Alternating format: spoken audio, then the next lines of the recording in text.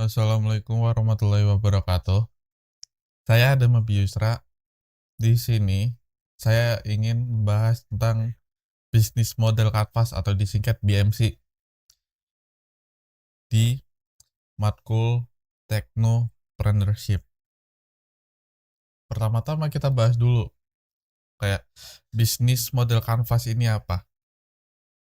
Jadi bisnis model kanvas itu merupakan template dasar dari sebuah strategi manajemen yang digunakan dalam memulai rancangan awal sebuah bisnis atau pengembangan dari bisnis yang sudah ada. Jadi dulu para pebisnis tuh biasanya tuh sebelum adanya BMC ini, mereka mencatat segala ide bisnis mereka dan dicatat melalui buku, dan eh, dan hal itu biasanya tuh sangat-sangat sangat-sangat membuang waktu dan tidak efektif gitu. Jadi salah satu jadi BMC ini adalah salah satu opsi agar sebagai pebisnis cara mengolah ide kita itu gimana caranya biar lebih efektif, cepat, fleksibel, tapi mencakup semua hal penting yang dibutuhkan untuk merencanakan pembangunan sebuah bisnis. Nah, BMC ini bentuknya itu seperti tabel dan memiliki 9 komponen. Nah, 9 komponen itu yaitu yang pertama ada customer segment, yang kedua ada value proposition, yang ketiga channels, yang keempat revenue stream, yang kelima ada customer relationship, yang keenam ada key activities, yang ketujuh ada key resources, yang ke-8 ada key partnership, yang ke-9 ada cost structure. Sebelum kita membahas satu persatu komponen tersebut, saya akan berikan at least gambaran template dari BMC tersebut itu bagaimana. Wait. Oke. Jadi begini bentukan dari model kanvas, dari bisnis model kanvas ya. Di sini ada customer segment, di sini ada customer relationship, channel, value proposition, key activities, key resources, key partners, revenue stream, cost structure. Dan semua ini adalah beberapa hal tapi tetap berkesinambungan untuk memulai bisnis. Kita akan mulai dari penjelasan komponen pertama, yaitu customer segment. Di customer segment kita itu mencari tahu tentang, kita tuh menentukan customer kita siapa dan fokus customer kita tuh apa. Maksudnya tuh apa? Jadi kita sebelum mulai bisnis kita harus tahu kayak customer kita tuh harus kita target customer yang seperti apa, umur berapa, apakah remaja, dewasa, anak-anak, atau orang tua, eh, mereka yang bersekolah, bekerja, atau pengangguran. Lalu fokusnya itu apa? Contoh kita fokus ke orang-orang seperti yang suka, apakah orang yang suka nongkrong, apakah yang suka ke kafe, atau yang untuk bekerja. Kan parfum banyak, ada yang ini lebih enak buat ini lebih enak untuk nongkrong, ini lebih enak untuk bekerja, kan beda-beda begitu. Itu customer segment lah. Lalu kita lanjut di value proposition. Ya, intinya value proposition nih tentang harga, bukan harga, lebih ke nilai dari produk kita tuh apa, manfaat yang ditawarkan apa, nilainya, nilai lebihnya apa. Lalu customer yang seperti apa yang harus kita puaskan, pengaruh ke channel dan customer relationship itu apa. Jadi intinya seperti em, kelebihan dari kompetitor apa, lalu nilai lebihnya tuh apa, kayak oke di kompetitor sama-sama parfum, cuman kita fokusnya lebih ke untuk nongkrong atau apa gitu kan. Kita lanjut ke channels. Channel ini intinya selalu untuk komunikasi dan distribusi sarana untuk menyampaikan value proposition ke customer segment. Nah, ada banyak cara untuk channel ini. Salah satunya yang lagi populer sekarang tuh lewat media sosial, seperti mengiklan lah. Dari media sosial kayak TikTok, Instagram, YouTube, Facebook gitu. Atau kita bisa lewat marketplace. Marketplace kan bisa kayak Shopee, Tokopedia, atau Lazada atau sejenisnya. Atau kita bisa dari buka toko retail gitu. Kita tinggal pilih aja sekarang yang efektif apa gitu. Dan target konsumen kita bagusnya untuk apa. Jadi kita bisa pilih di situ. Lanjut ke revenue stream yang intinya tuh tentang pendapatan lah, harga. Jadi bisnis kita tuh dapat dapat keuangan tuh dari mana, hasil uangnya tuh dari mana gitu. Terus apakah apakah ini customer membayar untuk apa ya, intinya tuh kayak kita bayar segini lalu dapatnya apa aja. Soalnya kan biasanya barang kan, Anda beli barang biasanya dapatnya juga kayak jasa servis nanti kalau misal rusak, atau kayak garansi, atau mungkin ada servis-servis lain kan bisa. Itu salah satu halnya. Nah, ini juga manfaat apa sama kan, intinya mereka bayar segitu mereka dapatnya apa saja. Ya, selain produk biasanya kan banyak tuh kayak bonusnya banyak itu. Lanjut ke customer relationship, intinya hubungan pelanggan. Ini lebih ke cara-cara kita menjalin ikatan dengan pelanggan. Jadi, intinya gimana caranya agar customer ini tidak pindah ke toko-toko lain. Gimana mereka nyaman untuk membeli ke toko kita kan banyak dengan cara customer service kita harus fast respon, ramah, atau bahkan pengirim, kalau misal kita dari marketplace Shopee atau Tokped, pengiriman kita cepat, packing kita aman kan begitu. Jadi pelanggan tuh jadi percaya sama toko kita dan bakal jadi makanya jadi langganan kita. Jadi mereka mau beli apapun pasti di toko kita gitu. Itu kita memikirkan di customer relationship. Lalu di key activities, aktivitas utama, intinya apa yang kita lakukan di dalam bisnis kita. Kan banyak. Jadi contoh kalau misal kita bisnis jual beli, jual parfum. Yang kita pikirkan kan nggak hanya parfum dijual kan, di situ kan, di dalam situ kan banyak kayak bahan pembuatan parfumnya gimana, pakai packingnya pakai apa, ya aktivitas ini yang kita lakukan keseharian untuk bisnis kita tuh apa gitu. Itu namanya key activities. Nah, lanjut ke key resources.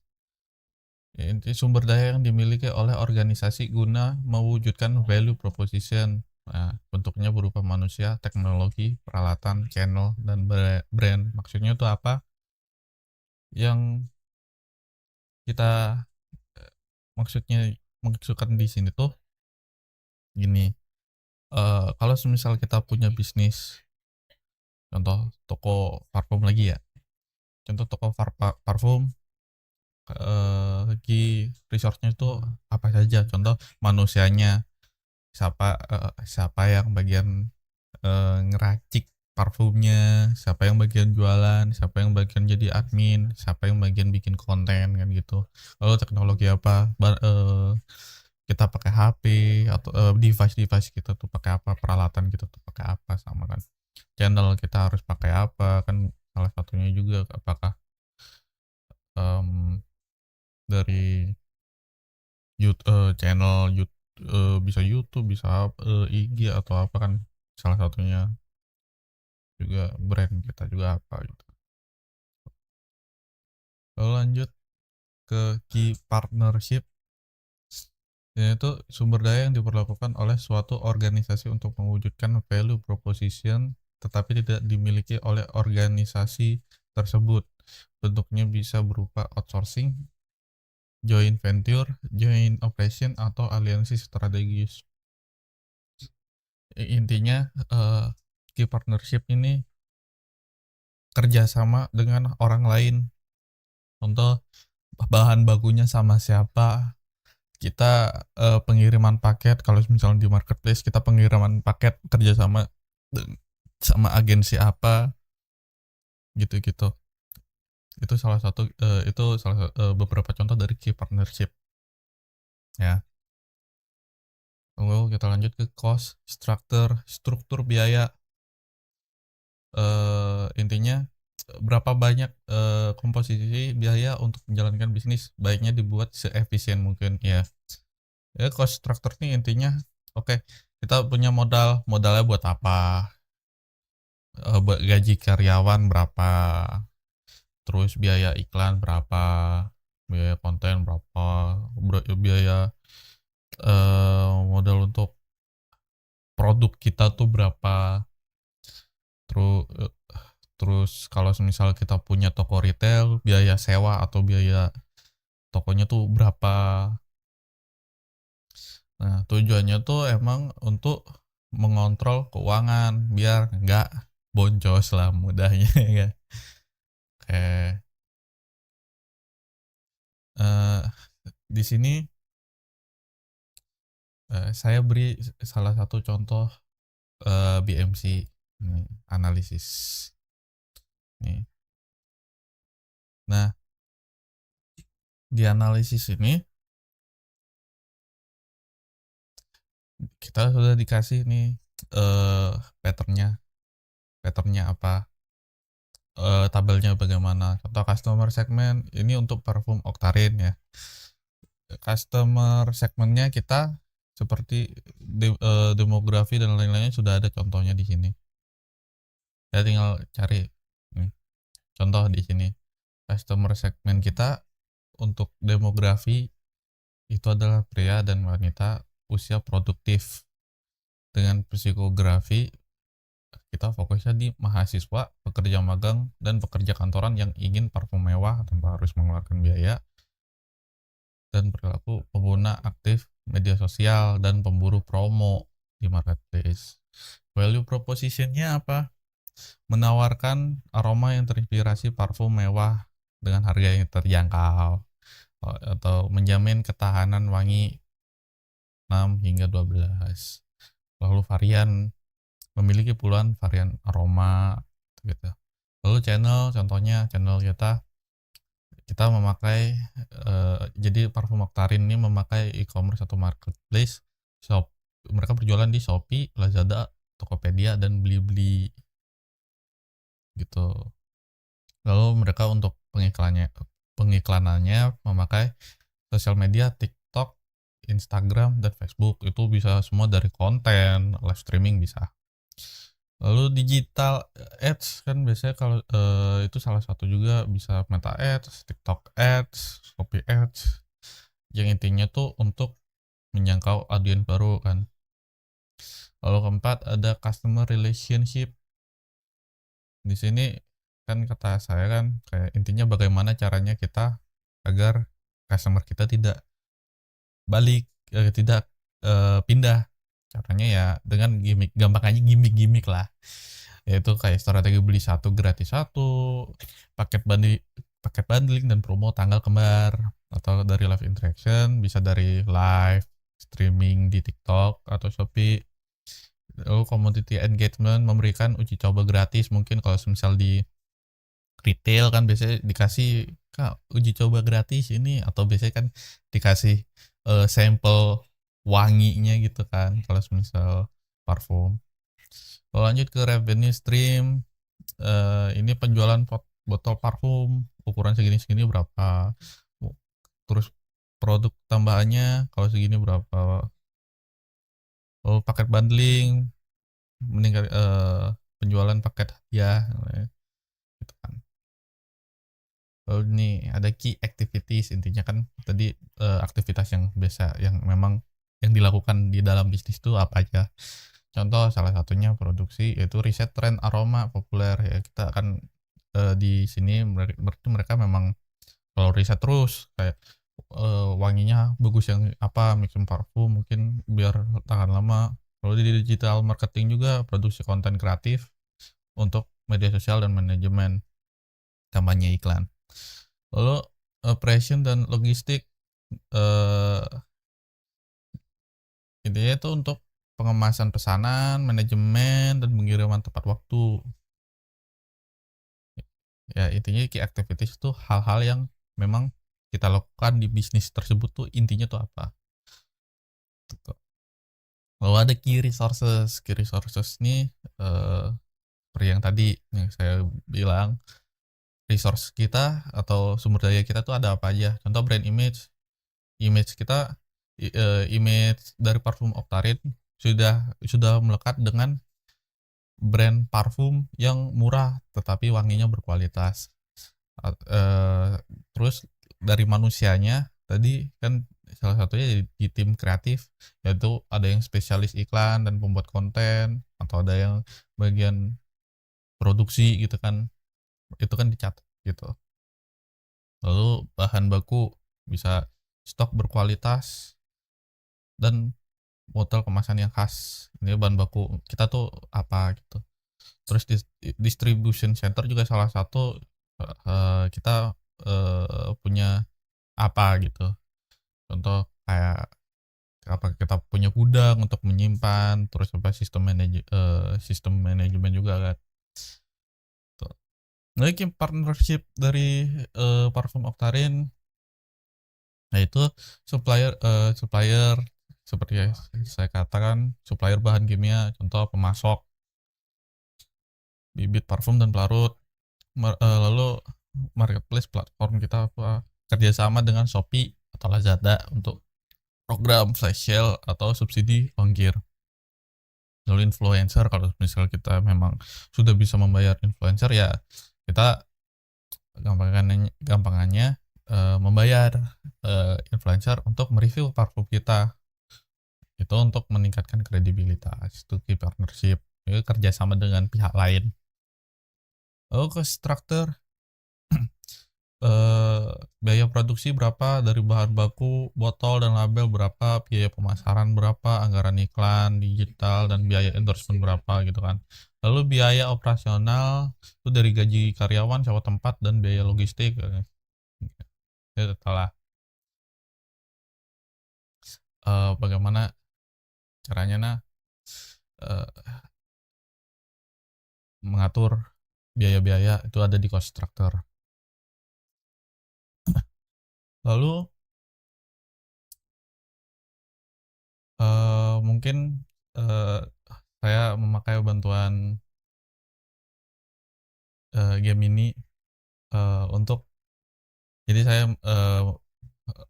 minta tolong untuk Gemini buat 5 pertanyaan yang sekiranya tuh ditanyakan untuk BMC ini tuh. Oke. Jadi pertanyaan pertama, mana yang harus, jadi dari 9 elemen yang ada di BMC, mana yang harus kita isi pertama kali. Biasanya eh, apa ada urutannya atau enggak gitu kan. Nah, aslinya BMC ini tidak ada aturan dari awal diciptakan BMC, tidak ada kayak tata cara yang memang pakem kayak gitu. Jadi hasilnya bebas, tapi ada cara terbaik, yaitu caranya adalah memulai dari customer segmen, yaitu siapa konsumennya. Soalnya kita kan membuat produk untuk konsumen. Nah, konsumennya itu harus apa gitu. Terus baru ke value proposition, lalu apa solusinya gitu. Itu. Lalu pertanyaan kedua, BMC ini cuma dibuat sekali di awal saat mau membuka bisnis atau bisa diubah-ubah seiring berjalannya waktu, Kak. Jadi BMC ini sifatnya fleksibel. Itu kan dari yang awal saya jelaskan kan, BMC ini fleksibel. Dia itu bisa diperbarui secara berkala. Eh Salah satu contohnya itu seperti contoh eh ada ada kompetitor baru yang mengancam lah bisnis kita, itu kita ubah strateginya, bagusnya gimana, atau mungkin ada perubahan perilaku konsumen, kan kita bisa mengubah dari BMC gitu. Intinya bisa untuk membantu kita untuk evaluasi bulanan atau bahkan tahunan gitu. Lalu eh, lalu kalau misal sudah buat BMC, apa harus saya tetap harus membuat bisnis plan konvensional? Itu hasilnya tergaruk. Itu hasilnya tergantung pada kebutuhan kita ya. Soalnya gini, BMC itu bagus soalnya dia tuh fleksibel dan gampang diubahnya kan. Jadi apalagi bisnis kan eh, berubah terus menerus kan. Jadi kita harus emang BMC memang baiknya memakai BMC. Tetapi jikalau kita kalau misal bisnis kita semakin bagus dan kita memang contoh kita ingin mencari investor yang lebih besar, itu kita butuh bisnis plan konvensional, soalnya kan lebih detail dan investor pasti butuh sesuatu hal yang lebih detail ya, dari mungkin dari pengeluaran, dari bagaimana jalannya bisnis, itu kan semua harus transparan, itu butuh bisnis plan. Dan kalau misal untuk awal-awal merintis, awal-awal membuat bisnis, pakai BMC pun sudah cukup gitu. Jadi intinya kalau misal nanti pengen pengen lebih oke hasilnya memakai bisnis plan, tetapi BMC pun sudah cukup untuk awal-awal bisnis. Lalu lanjut ke pertanyaan keempat, apa kesalahan yang sering dilakukan orang yang pertama kali menyusun BMC? Kesalahan pertama tuh terkadang orang-orang pas awal membuat BMC itu, terkadang orang itu terlalu idealis dengan bisnis mereka sendiri gitu. Jadi banyak banyak orang yang mengisi BMC itu dengan apa ya? Dengan data-data ya, yang menurut dia bagus untuk dia saja. Jadi nggak bagus, secara market tidak realistis gitu. Tetapi eh, dia dengan idealis dia kadang menulisnya ditulis dengan asal-asalan gitu. Jadi nggak nggak nggak ngelihat realita pasar tuh seperti apa. Kadang kan gitu. Kayak, oh ini kan kadang biasa, oh ini bisa nih apa, customer segmenku bisa untuk semua orang gitu kan. Padahal kan nggak semua orang suka dengan produk kau gitu. Terkadang orang tuh terlalu idealis. Lalu kesalahan kedua tuh, banyak orang yang membuat BMC itu terlalu rumit. Jadi kan BMC kan seharusnya kan fleksibel dan memang untuk memudahkan ya. Kalau misal kita ngisinya terlalu penuh dan rumit kan kita sendiri yang yang baca sendiri kan males sendiri gitu. Jadi kayak yang fokuskan di BMC itu kesederhanaan. Jadi bagaimana kita ambil poin-poinnya dari 9 komponen di BMC itu. Gitu. Lalu lanjut ke pertanyaan kelima ya. Eh, Selesai kita mengisi komponen, bagaimana cara kita tahu bahwa strategi yang kita tulis ini benar-benar akan berhasil di pasar, bukan cuma teori di atas kertas kan. Nah, eh, ini BMC kan itu untuk rencana ya, untuk tebakan kita kayak asumsi kita bagusnya gimana gimana. Nah, sebelum kita memulai bisnis, kita bisa melakukan validasi atau uji lapangan dulu. Caranya banyak. Eh, Kalau misal kita punya produk lagi-lagi ya parfum, kita kan bisa temui target langsung, ke orang langsung ngomong, ini bagus nggak, ini bagus nggak, kayak oke, semua orang kita tanyain dari semua umur, coba kira-kira ini bagus nggak gitu, wanginya oke nggak gitu kan. Di situ kita bisa nulisnya gitu. Em, Terus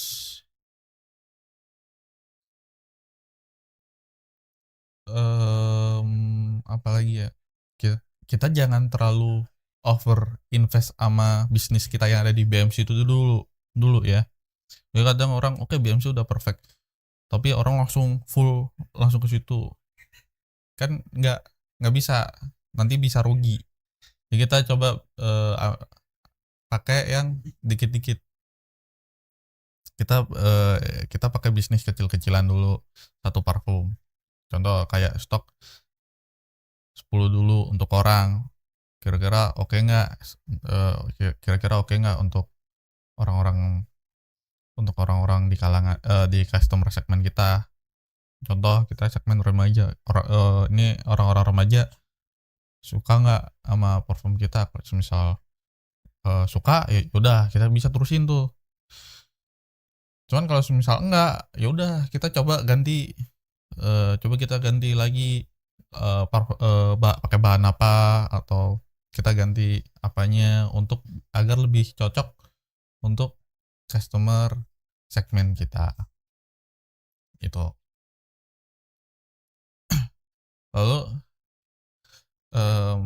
kesimpulannya, BMC ini aslinya bukan hanya dokumen, atau bukan hanya kayak tabel tabel biasa, enggak.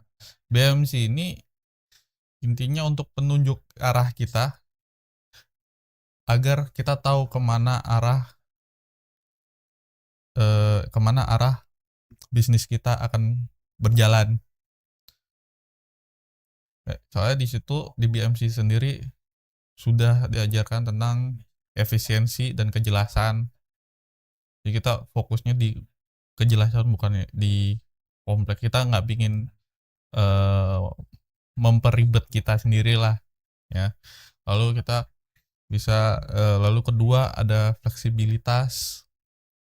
Jadi karena kan memang bisnis sangat sangat ini ya, sangat cepat bergeraknya, bisa naik bisa turun.